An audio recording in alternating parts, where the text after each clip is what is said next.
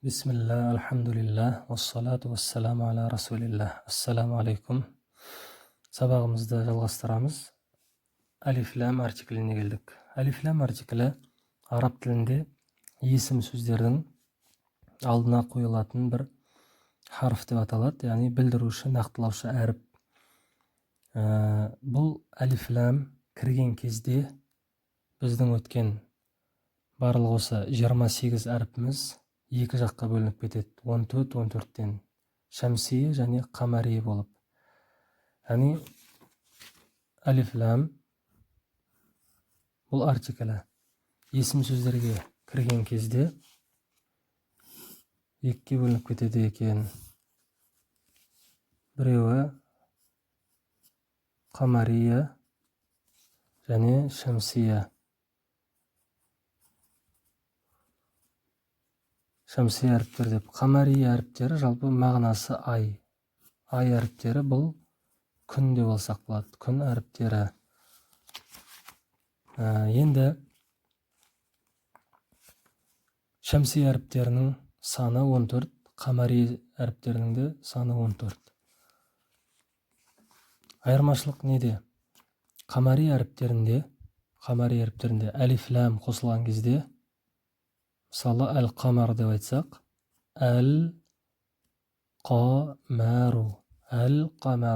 лам оқылады. Шәмсия әріптерінде алиф-лам кірген кезде, мысалы әш-шәмсу,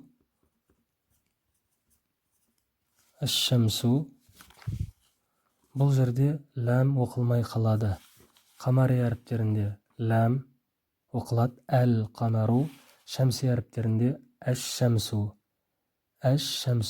яғни лам әрпі оқылмай, кейінгі әріп шәддаға айналады да қосарланып оқылып кетеді. Әш-шәмсу. Ендеше алиф-ламға қатысты, яғни ереже қамария, шәмсия. Қамария әріптері келсе лам оқылып, шәмсия келсе оқылмай қалады. Оны кейде мынандай мысалмен түсіндіреді. Алиф-лам артиклін жұлдызға теңейді. Жұлдыз деп алсақ, ал қамария мана айтқанымыздай ол бізде ай дейік, бұл ай болсын. Ал шәмсия бізде күн. Күн. Егер де ай шығатын болса, жұлдыз көрінеді. Дәл сол сияқты алиф-ламға қамария әріптері қосылған кезде лам оқылады, көріну оқылады. Әл-қамару, мысалы, әл-әбу, әл-бәйту деген сияқты қазір оны оқимыз. Ал шәмсия, шәмс күн бар кезде, күн шыққан кезде жұлдыз болмайды, көрінбей қалады. Ендеше шәмсия әріптеріне, алиф-лам шәмсия әріптеріне жолыққан кезде дәл сол сияқты лам көрінбей оқылмай қалады да келесі әріп шәддалы оқылып кетеді деп түсіндіріледі кейде. Енді жеке дара тоқталсақ айттық, мына шәмсия әріптері олар 14. Саны 14. Бірінші тәден басталады, тәріпінен. Оқып қараған кезде тиінун деген сөз, алиф-лам артиклі кірсе, әт-тиіну, яғни лам оқылмай, одан кейінгі әріп қосарланып шәддімен оқылып кетеді. Әт-тиіну. Сәрпі, фиябун, әс-фиябу. Дәл, динун, әд-дину. Енді осы орайда бірден қамарияға көшсек, қамария әріптерінде ол да 14 әріптен тұрады, бұл әріптердің барлығы. Және олар біріншісі алиф-бә. Енді ибелун сөзін алып қарайық. Ибелун алифпен басталған. Алиф-лам егер кіретін болса, әл-ибелу. Не байқаймыз? Ләмнің оқылып тұрғандығын байқаймыз. Шәмсиді оқылмады ғой, ал бұлында оқылады. Әл-ибелу. Бәріпі бәйтун, әл-бәйту. Джибалун, әл-джибалу. Бұның да бір қысқаша жолы бар, ажырататын, өте оңай. Құран кәрімде де барлығы көрсетілген. Егер де қандай да бір әріптен кейін, бірден мысалы, егер де тіпті білмесек те бұл қағиданы, рахим сөзін алған кезде әр-рахим деп жазылып тұр, дұрыс па? Әр-рахим, шәдді тұр.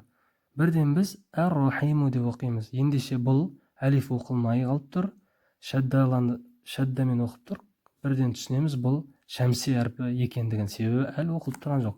Дәл сол сияқты, егер сөзді білмей, мысалы, қадирун сөзіне әлиф ләм кіргізсек, әл-қадиру ләм оқылып тұр. Ендеше бұл қамари әрпін екенін білуге болады екен. Жаттығуларды оқып шығайық. Шәмси әріптері. Дәлден жалғастырайық. Динун әд-дину. Динун әд-дину. ذل ذكر الذكر. ذكر الذكر. را رحيم الرحيم. رحيم الرحيم. زوج الزوج. زوج الزوج. سين سلام السلام. سلام السلام. شين شهر الشهر. شهر الشهر. صد صابر الصابر. صابر الصابر. ضد ضد الضد. ضد الضد. الضد. طب الطب. طب الطب. ظاهر الظاهر. ظاهر الظاهر. لم ليل الليل. ليل الليل. نون نور النور. نور النور. Жақсы, енді қамари әріптері. Әлиф ибелун әл-ибелу. Бәйтун әл-бәйту. Джим джибалун әл-джибалу. حمد الحمد. خالق الخالق.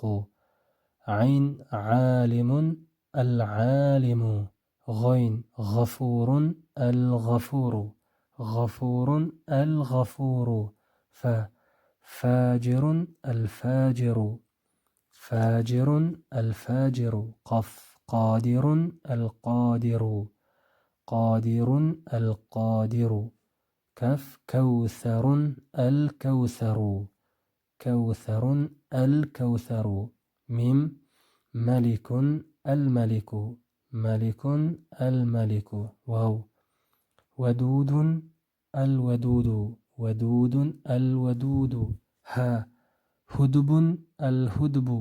هدب الهدب. يا يمين اليمين. يمين اليمين.